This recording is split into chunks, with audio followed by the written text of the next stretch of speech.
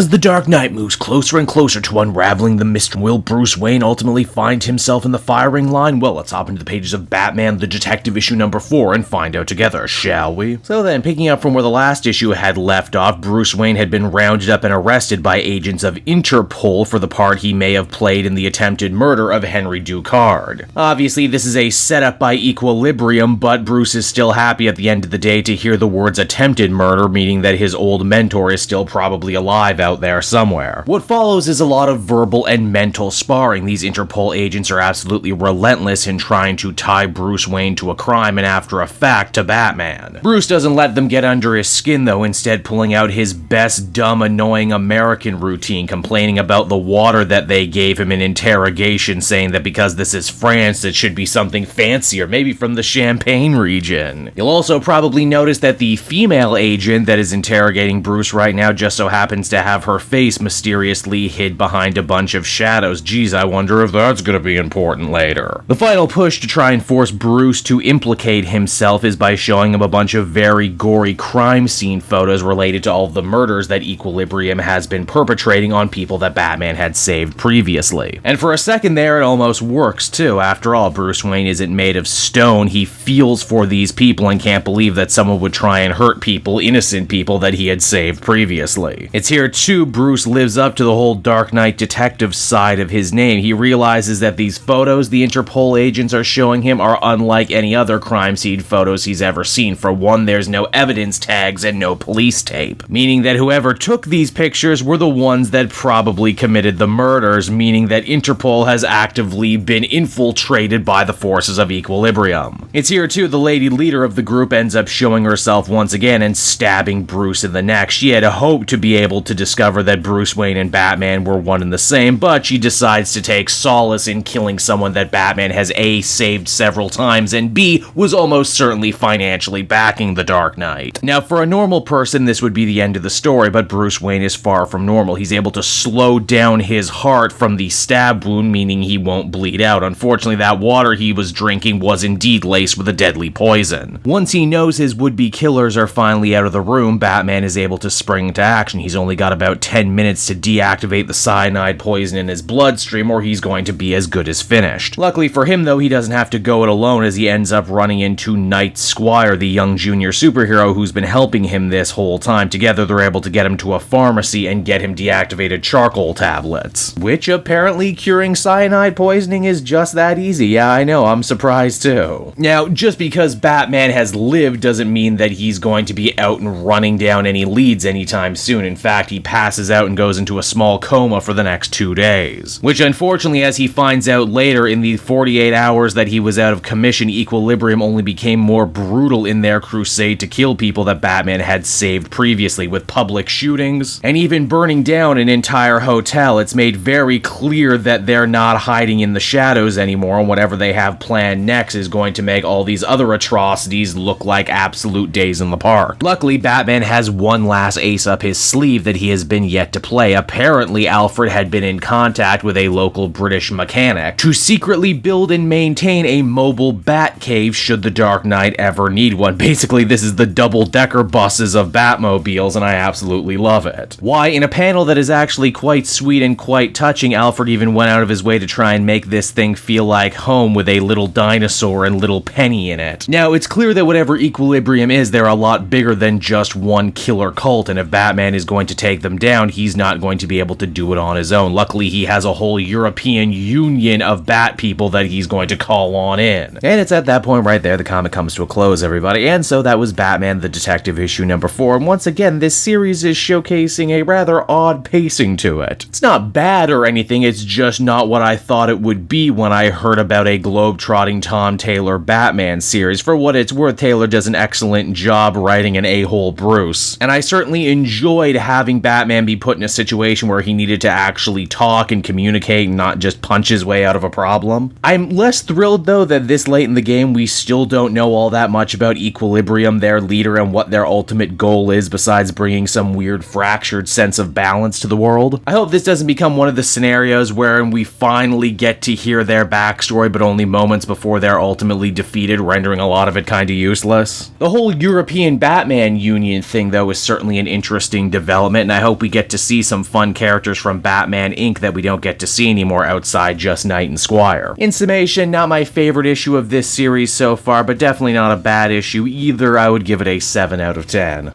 Hey there everyone, it's your pal Cape Joel again, and if you're seeing my face right now, that means you watched to the end of the video, and I'll always be grateful for that. Retention helps in this crazy YouTube game, and so does becoming a patron. If you head on down to the description, you can find a link to my Patreon page. Recently just redid all the tiers, a lot of cool stuff offering up there, exclusive commentaries, exclusive polls, behind the scenes concept art for Capes and Quest. That's the brand new D&D show I've started soon. Never been a better time to become a patron. You can become a patron for as little as $1 a month and help the channel grow and, help me continue to deliver content like what you just saw. So I want to thank you all, and I will see you again next time. Bye-bye.